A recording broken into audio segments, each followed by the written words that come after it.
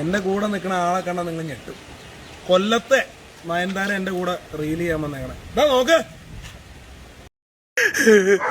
എങ്ങനെയെങ്കിലും ആരെങ്കിലും ഒന്ന് പറ, എന്നെ ബിഗ് ബോസിലേക്ക് വിളിക്കാൻ പറ. എല്ലാവർക്കും നമ്മുടെ ഒരു വീഡിയോയിലേക്ക് സ്വാഗതം കിട്ടുന്നേ. അപ്പോൾ ഇന്നത്തെ വീഡിയോ എന്ന് പറഞ്ഞാൽ അഭിലാഷ് ആട്ടായം. ഈ അഭിലാഷെ ഞാൻ കുറേ പ്രാവശ്യം എടുത്ത് റിയാക്ട് ചെയ്താണ് കേട്ടോ, കുറേ പ്രാവശ്യം. കാര്യം ഇയാൾ നല്ലൊരു കലാകാരനാണ്, ശരിക്കും പറഞ്ഞത് നല്ലൊരു കലാകാരനാണ്. പാടാൻ കഴിവുണ്ട്, അഭിനയിക്കാൻ കഴിവുണ്ട്, എല്ലാ കഴിവുണ്ട്. പക്ഷേ ഇങ്ങനെ കാണിച്ചു കൂട്ടുന്ന കോലങ്ങളുണ്ടല്ലോ, നമുക്ക് സോഷ്യൽ മീഡിയ ഭയങ്കര ശല്യമായി മാറിയിരിക്കുന്ന ഒരു വ്യക്തിയാണ് അഭിലാഷ് ആട്ടായം. അഭിലാഷ് ആട്ടായം തന്നെയല്ല, പലരും ഉണ്ട് അങ്ങനെ. പക്ഷേങ്കിൽ അഭിലാഷ് ആട്ടായം ഇപ്പോൾ അതുപോലെ തന്നെ ഭയങ്കര ശല്യമായിട്ട് വന്നേക്കാണ്. കാര്യം ഈ ഓരോ റീല് ചെയ്യുന്ന എന്തോരം നല്ല നല്ല റീലുകളുണ്ടെന്നറിയാമോ? ഇഷ്ടം പോലെ റീലുകളുണ്ട് നല്ല നല്ല ഓരോ മനുഷ്യർ ചെയ്യുന്ന കാണണം. നമുക്ക് എത്ര രസം അത് കണ്ടിരിക്കാനെന്നറിയാം. നല്ല പാട്ട്, സിനിമാ പാട്ട് എന്നിട്ട് നല്ല നല്ല റീലുകൾ ചെയ്യാറുണ്ട്. പക്ഷേ ഈ പുള്ളി അങ്ങനെയല്ല. ഈ പുള്ളി ഈ റീലിനെ കൊല്ലാക്കൊല ചെയ്യുകയാണ് ചെയ്യുന്നത്. അതുപോലുള്ള തോന്നിയാസങ്ങളാണ് കാണിച്ചു കൂട്ടുന്നത്. എനിക്കറിയത്തില്ല ഈ പുള്ളിക്ക് ഇതിന് മാത്രം പെണ്ണുങ്ങളെ എവിടെ നിന്ന് കിട്ടുന്നതെന്ന് അറിയാൻ മേല. മലയാള സിനിമയിലേക്ക് പുള്ളി സംഭാവന ചെയ്യുന്നതെന്ന് പറഞ്ഞാണ് ഇതിനെല്ലാം കൊണ്ടുവരുന്നത്. ഇതിനെല്ലാം കൊണ്ടുവന്നിട്ട് കാണിക്കുന്നത് മലയാള സിനിമയിലേക്ക് സംഭാവന ചെയ്യുന്നു എന്ന് പറഞ്ഞിട്ട് കൊണ്ടുവരുന്നതാണ്. അപ്പം ഈ പുള്ളി ഇതെല്ലാം കാണിച്ചു കൂട്ടുന്ന എന്നതിനാന്ന് ചോദിച്ചാൽ ബിഗ് ബോസ് എന്നൊരു പ്ലാറ്റ്ഫോമാണ് പുള്ളിയുടെ ലക്ഷ്യം. ബിഗ് ബോസിലോട്ട് ഒന്ന് വൈറലായാൽ കയറി ചെല്ലാൻ പറ്റുന്ന ഒരു സ്ഥലമാണെന്നുള്ളത് ഇദ്ദേഹത്തിനും അറിയാം. ഒരു ഇത് വെച്ച് നോക്കിയാൽ ശരിയാണ്, ഇങ്ങനെയുള്ള വൈറലായിട്ട് നിൽക്കുന്നവരെയാണ്, അല്ലാതെ നല്ലതായിട്ട്. പക്ഷേ ഈ പ്രാവശ്യം ബിഗ് ബോസിൽ ഒരുപാട് മാറ്റം വന്നിട്ടുണ്ടെന്നാണ് പറഞ്ഞത്. സാധാരണക്കാർക്ക് ഒരുപാട് അവസരങ്ങൾ വന്നിട്ടുണ്ട്. അതിലും എന്നതൊക്കെയോ അഗ്നി പരീക്ഷയോ ഒക്കെ എന്നൊക്കെ പറഞ്ഞുകൊണ്ട് ഓരോന്നൊക്കെ കൊടുത്തിട്ടുണ്ട്. അതിലൂടെയൊക്കെ വിജയിച്ച് വരുന്നവരെയാണ് അതിലേക്ക് സെലക്ട് ചെയ്യുന്നത്. അങ്ങനെയൊക്കെ ചെയ്യുവാണെങ്കിൽ കുറച്ചും കൂടെ നല്ലതായിരിക്കും. കുറച്ചും കൂടെ നല്ല നല്ല ആൾക്കാർ അതിലേക്ക് വരാൻ പറ്റും. കുറേ സാധാരണക്കാർക്ക് വരാൻ പറ്റും. കഴിവുള്ള മനുഷ്യർക്ക്, ഒരുപാട് കഴിവുള്ള മനുഷ്യർ ഓരോ മുക്കിനും മുന്നിലും എല്ലാം ഉണ്ട് സാധാരണക്കാർ. അവർക്ക് അവരുടെ കഴിവ് തെളിയിക്കാനുള്ള നല്ലൊരു പ്ലാറ്റ്ഫോമോ ഒന്നുമില്ലാതെ അവർ ഒത്തിരി ഇപ്പം നമ്മുടെ മഞ്ജുപിള്ളയൊക്കെ ചെയ്യുന്ന അതിനകത്ത് കുറേ ആൾക്കാർ വരുന്നുണ്ട്, ഒത്തിരി ആൾക്കാർ വരുന്നുണ്ട്. അവരൊക്കെ നല്ല രീതിക്കാണ് പ്രോഗ്രാം അവതരിപ്പിച്ച് നമ്മളെ ചിരിപ്പിച്ചേച്ച് പോകുന്നത്. പക്ഷേ ഈ അഭിലാഷ് കിടന്ന് കാണിക്കുന്ന കണ്ടാൽ നമുക്ക് അറപ്പാണ് തോന്നുന്നത്. ഇത്രയും കോമാളിത്തരം കിടന്ന് കാണിക്കും, ഇത്രയും അറപ്പ് വരുന്ന രീതിക്ക് കിടന്ന് കാണിക്കും. അതിന് പറ്റിയ കുറേ പെണ്ണുങ്ങളും ഇവർക്കൊക്കെ വീട്ടിലൊന്നും ആരും ചോദിക്കാനും പറയാനും ഒന്നും ഇല്ലാത്ത മാതിരി അഴിച്ചങ്ങ് വിട്ടേക്കുവാണ്. ഈ നല്ലതായിട്ട് റീലെടുത്ത് നടക്കുന്നവർക്ക് കൂടെ ചീത്തപ്പേരാണ് ഈ അഭിലാഷിൻ്റെ കൂടെയുള്ള കുറേ പെണ്ണുങ്ങളും. നല്ലതായിട്ട് ഇഷ്ടംപോലെ റീൽ എടുക്കുന്നുണ്ട് നല്ലതായിട്ട് ഓരോ മനുഷ്യർ. അത് നമ്മൾ എല്ലാവരും കാണുകയും ചെയ്യുന്നതാണ്. നമുക്കത് കണ്ടിരിക്കാൻ തോന്നും. നല്ല നല്ല പാട്ടുകളിട്ട് അത് നല്ലപോലെ അതിനകത്തുമുണ്ട് അവർ കെട്ടിപ്പിടിക്കുകയും ഒക്കെ ചെയ്യുന്നുണ്ട്. പക്ഷേങ്കിൽ അതിനൊക്കെ ഒരു നമുക്ക് കണ്ടിരിക്കുമ്പോൾ ഒരു വൾഗറായിട്ട് തോന്നത്തില്ല. അതൊരു അഭിനയമാണെന്നും അവർ അഭിനയിക്കുവാന്നുള്ളത് നമുക്കത് മനസ്സിലാകും. പക്ഷേ ഇത് അങ്ങനെയല്ല കാണിക്കുന്നത്. എന്നാലും അഭിലാഷ് ആദ്യം പറയുന്നൊരു കാര്യം നമുക്ക് നോക്കാം. ഇയാൾ എന്തിനാണ് ഈ കോമാളിത്തരം എല്ലാം കാണിച്ച് കൂട്ടുന്നതെന്ന് ആദ്യം നമുക്ക് നോക്കാം. എങ്ങനെയെങ്കിലും ആരെങ്കിലും ഒന്ന് പറ, എന്നെ ബിഗ് ബോസിലേക്ക് വിളിക്കാൻ പറ. ഞാൻ ഇതിനു വേണ്ടിയല്ലേ എന്തെങ്കിലും കോമാളിത്തരങ്ങളൊക്കെ കാണിച്ച്. ഒന്ന് പറ.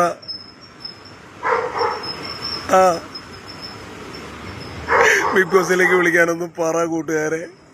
അതിനു വേണ്ടിയല്ലേ ഞാൻ ഈ സോഷ്യൽ മീഡിയയിൽ വന്ന്. എല്ലാവരും ഒന്ന് പറ, അഭിലാഷ് ആട്ടായത്തെ ബിഗ് ബോസിലേക്ക് വിളിക്കാൻ പറ. ഒന്ന് പറ. ബിഗ് ബോസിൽ പോകണം, എനിക്ക് പോയേ പറ്റൂ. എല്ലാവരും ഒന്ന് പറ പ്ലീസ്. അഭിലാഷ് ആട്ടായത്തെ ബിഗ് ബോസിലേക്ക് വിളിക്കാൻ പറ. എല്ലാവരും പറ, എനിക്ക് ബിഗ് ബോസിൽ പോയേ പറ്റൂ. എല്ലാവരും ഒന്ന് പറ, എന്നെ ബിഗ് ബോസിലേക്ക് വിളിക്കാൻ പറ. ബിഗ് ബോസിൽ അഭിലാഷ് ആട്ടായം വന്നം. എല്ലാവരും ഒന്ന് പറ. എന്നെ സ്നേഹിക്കുന്നവരെല്ലാം ഒന്ന് പറ. ബിഗ് ബോസിൽ പോകാൻ വേണ്ടി കൊതി കൊണ്ടാ. ബിഗ് ബോസിൽ പോകാനുള്ള കൊതി കൊണ്ട് ഈ പണിയല്ല കാണിച്ചു കൂട്ടേണ്ടത്. നിങ്ങൾ നല്ലൊരു കലാകാരനാണ്. നിങ്ങൾക്ക് നിങ്ങളുടേതായ തൊഴിൽ ചെയ്താൽ നിങ്ങൾ നല്ലപോലെ വൈറലാകും. നിങ്ങൾക്ക് എന്നതെല്ലാം ചെയ്യാം സോഷ്യൽ മീഡിയയിൽ. നിങ്ങൾ ഇനി റീൽസ് തന്നെ ആയിക്കോട്ടെ. എത്ര മാന്യമായിട്ടും എത്ര നല്ലതായിട്ടും നിങ്ങളുടെ നല്ല നല്ല റീൽസ് ഞാൻ കണ്ടിട്ടുണ്ട്. നല്ല നല്ല ഒരു പെങ്കുച്ചായിട്ട് നല്ലൊരു പാട്ട്, മറ്റേ കലാഭണിച്ചാൻ്റെ ഒരു സിനിമയിലെ പാട്ടാണ് ഇട്ടേക്കുന്നത്. നല്ല ഭംഗിയുണ്ട് അതിനകത്ത് രണ്ടുപേരും. ഒരു വൃത്തികേടും തോന്നത്തില്ല. അതിനകത്ത് നിങ്ങൾ കയ്യെ പിടിക്കുന്നുണ്ട്, ആ കുട്ടി ഓടിപ്പോകുന്നുണ്ട്, എല്ലാം ഉണ്ട്. പക്ഷേ നമുക്കൊരു മോശമായിട്ട് നമുക്കത് കണ്ടിരിക്കാൻ തോന്നും. പക്ഷേ നിങ്ങൾ ഈ കാണിക്കുക, നിങ്ങൾ സ്വന്തമായിട്ട് പാടി അഭിനയിക്കുമ്പോഴാണ് ഭയങ്കരമായിട്ട് നിങ്ങളതിൻ്റെ മുതലെടുപ്പ് നടത്തുന്ന പോലെയാണ് തോന്നിയിട്ടുള്ളത്.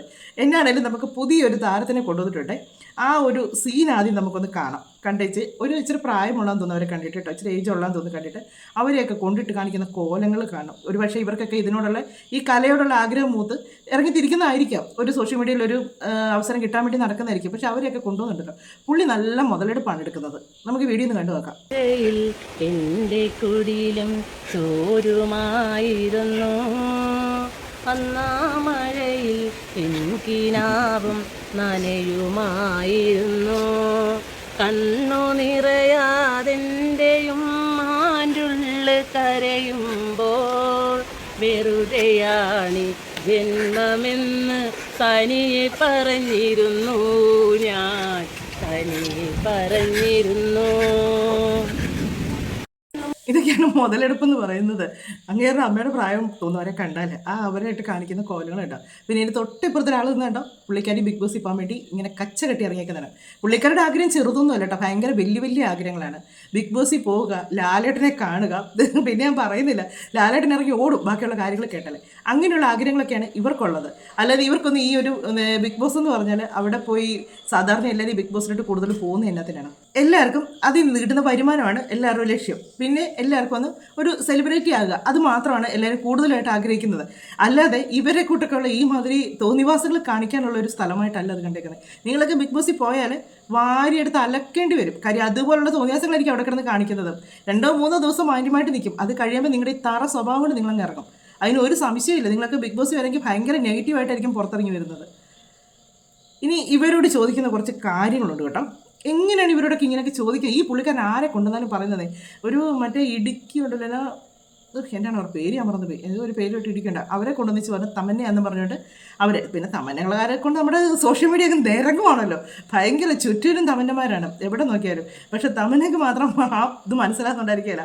അവരുടെ രൂപമാണ് ഇവർക്ക് കിട്ടിയിരിക്കുന്നില്ല. അവർ തന്നെ ചിലപ്പോൾ ഡൗട്ട് അടിച്ചു പോകും ഞാൻ തന്നെയാണോ ഇതൊന്നുമല്ല കാര്യം. ഒറിജിനൽ തമന്ന എല്ലാവരും നയൻതാര ഇങ്ങനെയൊക്കെ എന്ന് പറഞ്ഞാൽ ഇറങ്ങിയേക്കുവാണ്. സോഷ്യൽ മീഡിയ നോക്കി ഇതൊക്കെ ഉള്ളൂ. ഏതെങ്കിലും നല്ല ഫെയിമായിട്ട് നിൽക്കുന്ന കുറേ ആർട്ടിസ്റ്റുകളുടെ പേരെടുത്ത് വെച്ച് ഏക്കാലും ഇന്നത് നയൻതാര മലയാളത്തിലാണെന്ന് പറഞ്ഞാലും കൂടുതലും തമിഴിലാണ് അവർ കൂടുതൽ ശ്രദ്ധിക്കപ്പെട്ടിട്ടുള്ളത്, ഭയങ്കര ഫെയിമായിട്ടുള്ളത്. തമിഴ്നാട്ടിലുള്ള ആൾക്കാർക്ക് ഭയങ്കര ആരാധനയുള്ളൊരു വ്യക്തിയാണ്. പക്ഷേ നമ്മുടെ മലയാളികളെ ആരെയും പിടിച്ചവരാരും എടുക്കുന്നില്ല. എന്നതോ ഭാഗ്യം.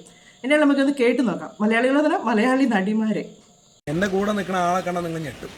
കൊല്ലത്തെ നയൻതാര എൻ്റെ കൂടെ റീൽ ചെയ്യാൻ വന്നേക്കണേ. ഇതാ നോക്ക്, അങ്ങനെ എല്ലാരും എന്നെ വിളിക്കാറുള്ളത് നയൻതാരാന്ന്. ആ പക്ഷെ അതിന്റെ ജാടിയൊന്നും എനിക്കില്ല കേട്ടോ. അതിന്റെ ജാടെ കുട്ടിക്കില്ല. നയൻതാരേനെ പോലെ സുന്ദരിയായി കുട്ടിക്ക് അടിക്കണ കൈ പിള്ളേരെ. കളിയാക്കി വിളിക്കാനൊന്നും അറിയത്തില്ല. കളിയാക്കി വിളിക്കുന്നത് യഥാർത്ഥ നയൻതാര ആരാണ്? കൊല്ലത്തെ നയൻതാര കേട്ടോ, കൊല്ലത്തെ നയൻതാര. എനിക്കറിയാൻ മേലാണ്ട് ചോദിക്കും. നമ്മൾ ആരെയും ബോഡി ഷെയിം ചെയ്യല്ലോ കേട്ടോ. നമുക്ക് എല്ലാ മനുഷ്യരും നമ്മൾക്ക് അവരവരുടേതായ ഒരു സൗന്ദര്യം ഉണ്ട് നമുക്ക്, ഇല്ലേ? ഈ മറ്റൊരാളെ വെച്ച് നമ്മൾ കമ്പയർ ചെയ്യുമ്പോൾ ഒരു നിമിഷം നമ്മൾ ചിന്തിച്ച് നോക്കണം, നമ്മളുടെ രൂപം അവരുടെ രൂപം ഒരുപോലെയാണോ എന്ന് ചിന്തിച്ച് നോക്കണം. അവരെ ഒന്നും കൂടെ മനുഷ്യരെ കൊണ്ട് എന്നെ കമൻ്റൊക്കെ കാണാൻ അതി വന്നിരിക്കുന്നത്. എന്നാത്തിനാണ് ഇവരെയൊക്കെ കൊണ്ടുവന്ന് അഭിനയിപ്പിക്കുകയാണെങ്കിൽ അഭിനയിപ്പിച്ച് തന്നെ നാണം കെടുത്തുവാണ് അവരെ. ആ കൂടെ ഇങ്ങനെ കൂടെ പറഞ്ഞു പാവം പിടിച്ചവരെയൊക്കെ എനിക്കൊന്നും ഇതൊക്കെ ഒരു നാട്ടുപുറത്തു നിന്നൊക്കെ വരുന്നതായിരിക്കും. അവർക്ക് ഇതൊക്കെ കേൾക്കുമ്പോൾ ഭയങ്കര സന്തോഷമായിരിക്കാം.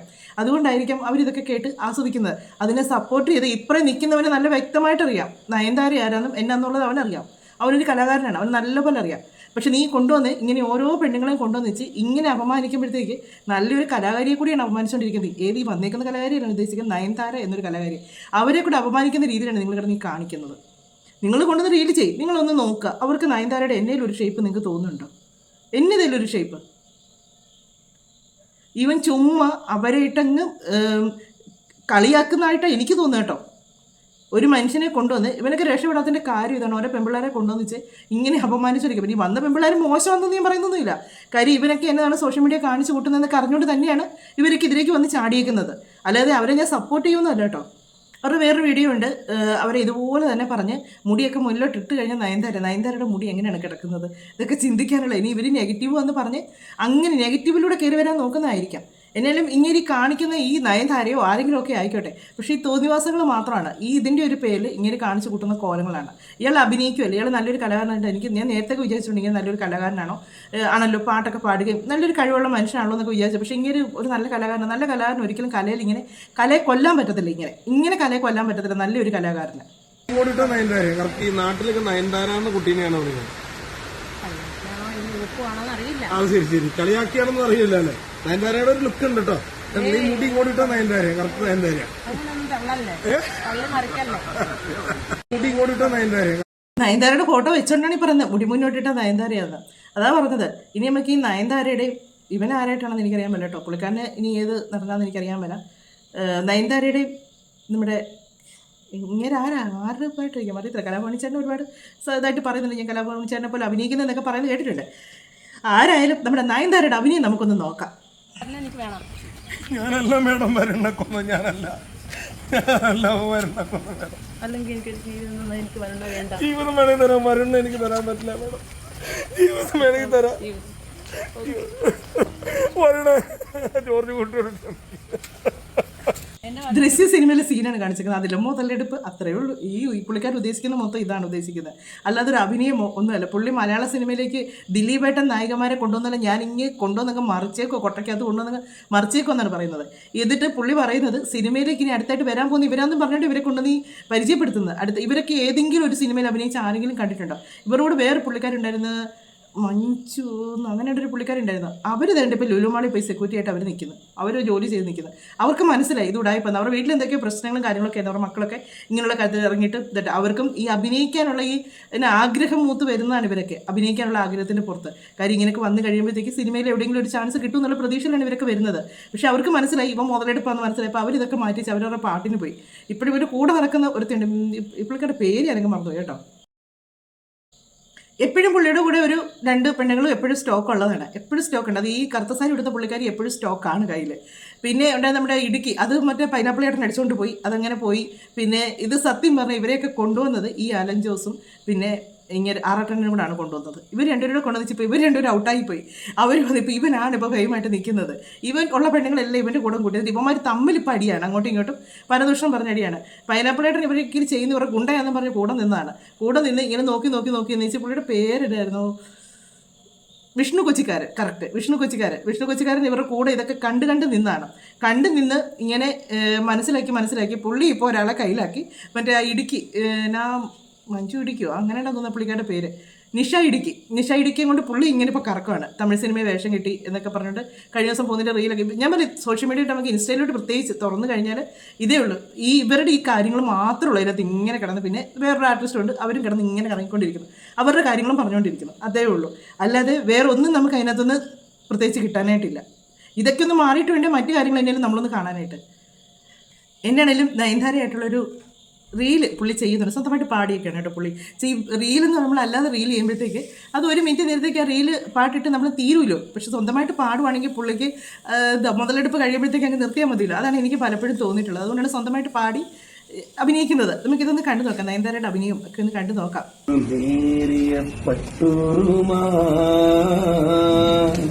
സുവർണ നൂലിലെ അക്ഷരങ്ങൾ അതിലെന്റെ മോഹങ്ങൾ പൂവണിഞ്ഞു, ഈ മലന്റെ മാറി മയങ്ങിക്കും അനഞ്ഞു മേയ പട്ടോറുമാ സുവർണ നൂലിലെ അക്ഷരങ്ങൾ അതിലെന്റെ മോഹങ്ങൾ പൂവണിഞ്ഞു, അതിലെന്റെ മോഹങ്ങൾ പൂവണിഞ്ഞു, അതിലെന്റെ മോഹങ്ങൾ പൂവണിഞ്ഞു, അതിലെന്റെ മോഹങ്ങൾ പൂവണിഞ്ഞു. അഭിലാഷിന്റെ മോഹം നല്ലപോലെ പൂവണിയുന്നുണ്ടെന്ന് നമുക്ക് ഓരോ സീനും കാണുമ്പോൾ മനസ്സിലാകും. ഇതിനകത്ത് പാട്ടെടുത്തില്ല കേട്ടോ. കഴിഞ്ഞ പ്രാവശ്യം ഈ ഒരു ഇദ്ദേഹത്തിൻ്റെ വീഡിയോ എടുത്തിട്ട് പാട്ടിട്ടപ്പോൾ എനിക്ക് കോപ്പിറൈറ്റ് വന്നു. ആ പാട്ട് നമ്മൾ അല്ലാതാക്കി ഇട്ടിട്ട് പോലും എനിക്ക് കോപ്പിറൈറ്റ് വന്നു. അതുകൊണ്ട് ആ പാട്ട് കാണിക്കുന്നില്ല, ഞാൻ സീനൊന്നും കാണിക്കും. നിങ്ങളൊക്കെ കണ്ടിട്ടുണ്ട് കേട്ടോ. ഞാൻ ഇദ്ദേഹത്തിൻ്റെ ഒരുപാട് റീൽസ് കാണാറുള്ളതാണ്. പല നായികമാരുടെയാണ്, ഒത്തിരി ആൾക്കാരുമായിട്ട് ഇദ്ദേഹത്തിൻ്റെ വൈഫും ഇദ്ദേഹത്തിൻ്റെ കൂടെ അഭിനയിക്കാറുണ്ട്, അല്ലാതെ പെൺകുട്ടികളായിട്ട് അഭിനയിക്കാറുണ്ട്. പക്ഷേ എത്ര രസം എന്ന് പറയാം കണ്ടിരിക്കേണ്ട പാട്ട്. അതിനനുസരിച്ചുള്ള നല്ല നല്ല പാട്ടുകളാണ് ഇടുന്നത്. നല്ല ഭംഗിയിലാണ് അഭിനയിക്കുന്നത്. അതൊക്കെ ഒരു റീലാണെന്നും അതൊക്കെ ഒരു അഭിനയമാണെന്നും ഒക്കെ നമുക്കിത് കാണുമ്പോൾ തന്നെ മനസ്സിലാകും. നല്ല ഇതായിട്ടാണ് അവർ ആ പെൺകുട്ടിയെ അദ്ദേഹം കെട്ടിപ്പിടിക്കുന്നുണ്ട്, കയ്യെ പിടിക്കുന്നുണ്ട്, ചേർത്ത് പിടിക്കുന്നുണ്ട്. പക്ഷേ അതൊക്കെ നമുക്കൊരു വൾഗറായിട്ട് തോന്നുകയില്ല, അതൊക്കെ ഒരു അഭിനയമായിട്ട് നമുക്ക് ശരിക്കും മനസ്സിലാവും. അതും നല്ല കഴിവുള്ള ആൾക്കാരെയാണ് കൊണ്ടുവരുന്നത്. അദ്ദേഹം കൊണ്ടുവന്ന് നല്ലതായിട്ട് റീൽ ചെയ്ത് നല്ല ഒരു ഇതായിട്ടാണ് അത് പുറത്തേക്ക് ഇറക്കുന്നത്. നല്ല ഇതൊക്കെ സിനിമയിലൊക്കെ ഉണ്ട് കേട്ടോ. ഞാൻ ഇതിന് മുമ്പ് എൻ്റെ ഒരു വീഡിയോയുടെ ഈ അഭിലാഷിൻ്റെ വീഡിയോ ചെയ്തപ്പം തന്നെയാണ് ഇദ്ദേഹത്തിൻ്റെ കാര്യം ഞാൻ പറഞ്ഞിട്ടുള്ളത്. ഇതൊക്കെ സിനിമയിലൊക്കെ അഭിനയിച്ചിട്ടുണ്ട്. സുമതി വളവോ ആ സിനിമയിൽ സുമതി വളവല്ല, ഒരു ഹരിശ്രേഷ്ഠൻ്റെ മോനൊക്കെ അഭിനയിച്ച ഒരു പ്രേത സിനിമ ഉണ്ടല്ലോ, പേര് മതി. ആ ഒരു സിനിമയിലുമൊക്കെ ഞാൻ ഡാൻസ് സീനിലൊക്കെ കണ്ടിട്ടുണ്ട്. ചില സീനിലൊക്കെ ചെറിയ ചെറിയ വേഷങ്ങളാണ് ചെയ്യുന്നത്, ഞാൻ കണ്ടിട്ടുണ്ട്. നമ്മൾ ഈ റീൽസൊക്കെ ഇങ്ങനെ കണ്ടിട്ടുണ്ട്. ഇവർക്ക് മുഖം പെട്ടെന്ന് മാറിപ്പോൾ നമുക്ക് അറിയാം ഇന്ന ആളാണല്ലോ എന്നറിയാം. എത്ര ഇതായിട്ടാണ് അഭിനയിച്ചേക്കുന്നത് നോക്കിയേ. അദ്ദേഹം അത് ഈ അഭിലാഷിനെ പോലെ തന്നെയാണ് അവരെ ടച്ച് ചെയ്തൊക്കെ തന്നെയാണ് അഭിനയിക്കുന്നത്. പക്ഷേ അതൊക്കെ ഒരു അഭിനയമാണെന്നുള്ളത് നമുക്കത് കാണുമ്പോൾ മനസ്സിലാകും. അല്ലാതെ നമുക്ക് ഈ അഭിലാഷ് കാണിക്കുന്ന പോലെ നമുക്കൊരു വൃത്തികേടായിട്ട് തോന്നത്തില്ല. ഓരോ പെൺപിള്ളേരെ കൊണ്ടുവന്ന് ഇങ്ങനെയുള്ള തോന്നിവാസങ്ങളാണ് കാണിക്കുന്നത്. എന്നിട്ട് പുള്ളി പറയുന്ന ഒരു സങ്കടം എന്നാണെന്നറിയോ, അതും കൂടെ ഒന്ന് കേട്ട് നോക്കുക. ഇങ്ങനെയുള്ള തോന്നിവാസങ്ങൾ കാണിച്ച് ഉള്ള പെണ്ണുങ്ങളെ എല്ലാം കൊണ്ടുവന്ന് ഓരോന്നും ഈ ഇതുപോലുള്ള റീലും കാര്യം ഇതൊക്കെ പിന്നെയും ചെയ്തുകൊണ്ട് കേട്ടോ. ഈ റീലൊക്കെ കണ്ടു, ഇതിനൊക്കെ മോശമായിട്ടുള്ള റീൽസൊക്കെ എടുത്തേക്കുന്നുണ്ട് ചിലരുമായിട്ടുള്ളത്, ഭയങ്കര വൃത്തികേടായിട്ട്. അതുപോലെ ഇപ്പോൾ കൂടെ നടക്കുന്നവളുമായിട്ട് ഒരു റീൽ എടുത്തിട്ട് എന്നിട്ട് പുള്ളി പറഞ്ഞത് എന്ന് ഒരിക്കലും ഏതൊന്നുമല്ല പുള്ളിക്ക്, അത് അവർ തന്നെ ആദ്യം പറയുന്നത് ഒന്നുമല്ല, ഞങ്ങൾ അഭിനയിച്ച തന്നെയാന്ന് പറയുന്നത്. അങ്ങനെ ഒരുപാട് ലിപ് ലോക്കും കാര്യങ്ങളും ഒക്കെ ആയിട്ടാണ് പുള്ളി വന്നിരിക്കുന്നത്. പുള്ളി ഈ സോഷ്യൽ മീഡിയയിൽ എത്ര തരം താഴാവോ അത്രയും തരം താഴുവാണ് ചെയ്യുന്നത്. അല്ലാതെ പുള്ളിക്കാരനൊരു കലാകാരനാണെന്നോ പുള്ളിക്കൊരു കുടുംബം ഉണ്ടെന്നോ അങ്ങനെയുള്ള ചിന്തയൊന്നും ഇല്ല പുള്ളിക്ക്. പുള്ളിക്ക് വരുന്നത് ഏത് പെണ്ണുങ്ങളായാലും അവരെ മാക്സിമം മുതലെടുക്കുക, അത്രയേ ഉള്ളൂ. അത് അഭിനയത്തിൻ്റെ പേരും പറഞ്ഞ് അവരെ എടുത്ത് പൊക്കുക, കെട്ടിപ്പിടിക്കുക, ഉമ്മ കൊടുക്കുക, ഇത് മാത്രം പുള്ളിക്കൊരു ഹോബിയാണത്. എനിക്കൊന്ന് ഈ പുള്ളി ബിഗ് ബോസിൽ കയറണോ എന്ന് പറഞ്ഞ് നടന്ന് ഇങ്ങനെ പ്രാന്തായെന്നാണ് തോന്നുന്നത്. അതുപോലുള്ള കോലങ്ങളാണ് കിടന്ന് കാണിക്കുന്നത്. ഇങ്ങനെ വരുന്ന ഒറ്റ കമൻറ്റുകൾ പോലും ഒരു സപ്പോർട്ടായിട്ട് എല്ലാവരും മിക്കലും കമൻറ്റ് ഇടുന്നിട്ട് അഭിലാഷ് നിങ്ങൾ നല്ലൊരു കലാകാരൻ, നിങ്ങൾ ഇത്ര അതപ്പതിക്കാതെ നിങ്ങളൊന്നും നല്ലത്. പക്ഷേ പുള്ളി എല്ലാവർക്കും വാക്ക് കൊടുക്കും കേട്ടോ, എല്ലാവർക്കും വാക്ക് കൊടുക്കും, ഞാൻ നല്ലതായേക്കാം, ഞാൻ നല്ലത് ചെയ്യാം എന്നും പറഞ്ഞിട്ട്. അതുപോലെ ഒരിടയ്ക്ക് ഭയങ്കര കോലം കെട്ടുന്നത് രേണുസുതി വന്ന് പറഞ്ഞാലേ പുള്ളി മുടി വെട്ടുകയുള്ളൂ, മീശ വെടിക്കുകയുള്ളൂ, താടി വെട്ടുകയുള്ളൂ, ഈവൻ വൃത്തിയായിട്ട് നടക്കണമെങ്കിൽ മറ്റൊരു പെണ്ണ് വന്ന് പറഞ്ഞു. രേണുസുതി എത്ര പ്രാവശ്യം വന്ന് പറഞ്ഞു എന്നിട്ട് ലാസ്റ്റ് എടാ അഭിലാഷ് പോയി ചെയ്യണമെന്ന് ഓരോരുത്തർ കമൻറ്റ് വരെ വന്ന്, എന്നിട്ട് വീണ്ടും വന്ന് ചേർന്ന് ഈ വീഡിയോ കെട്ടി കമൻറ്റ് പറയും. ഇതൊക്കെ പുള്ളി ഒരു കണ്ടൻറ്റായിട്ടാണ് എടുക്കുന്നത്. ഇങ്ങനെയുള്ള കാര്യങ്ങളൊക്കെ ഒന്നും ഇതില്ലാതെ എന്നെ ദയിലൊക്കെ വന്ന് പുള്ളി അങ്ങ് വിളിച്ച് പറയുക കാണിക്കുകയൊക്കെ ചെയ്യുന്ന ഒരു വ്യക്തിത്വം ഇല്ലാത്തൊരു സ്വഭാവമുള്ള ഒരു മനുഷ്യനാണ് ഇങ്ങനെ ഒരുപാട് ഇവരൊക്കെ കൂടെ എനിക്ക് തോന്നുന്നത് വിഷാരിയുടെ ഒക്കെ കൂടെ നാടൊക്കെ കൂടെ ഒക്കെ പ്രോഗ്രാമൊക്കെ അവതരിപ്പിച്ചിട്ടുള്ളതാണെന്നൊക്കെ പറയുന്നുണ്ട്. പക്ഷേ കയ്യിൽ നല്ലൊരു കലയുണ്ട്, ആ കല കൊന്നുകൊണ്ടിരിക്കുകയാണ്. പുള്ളി പറയുന്നൊരു കാര്യം കേൾക്കാം, കമൻറ്റിൽ വരുന്ന കമൻറ്റുകൾ കാണാം കേട്ടോ. എൻ്റെ അമ്മ സഹിക്കുകയില്ല. പുള്ളി ചിലതൊക്കെ എടുത്ത് പ്രതികരിക്കാറുണ്ട്, നമുക്കൊന്ന് കേട്ടു നോക്കാം. അതേ കൂട്ടുകാരെ, ഒരു കമന്റ് കണ്ടിട്ട് മരിക്കണമെന്നുണ്ട്, നടക്കുമോ? ഒരു കമന്റ് കണ്ടിട്ട് മരിക്കണമെന്നുണ്ട്, ഒരു നല്ല കമന്റ് ഇടാൻ പാടില്ലേ?